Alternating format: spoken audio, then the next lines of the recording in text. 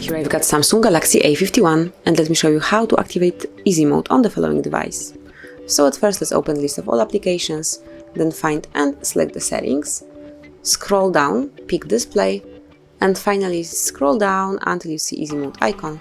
It's right here, smoothly click on it, and if you would like to activate simple home screen layout with bigger on-screen items and larger display, just click here, and that's it. As you can see, it has been already changed. You can customize it right now.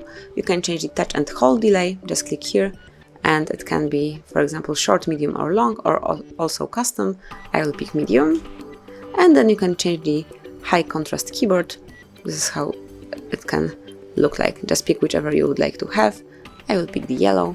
Let me go back. Obviously you can switch it off right here, but I will stay with it. And this is it. As you can see now, you've got this easy mode activated. You've got this contrast on the letters, and whenever you would like to switch off easy mode and go back to the normal mode, the normal one, just open apps, pick the settings, then scroll down and open display, and then smoothly switch easy mode by tapping on this icon, so the same as previously. Now, as you can see, are in default mode. So that would be all. So you can activate and use Samsung Galaxy A51 in easy mode.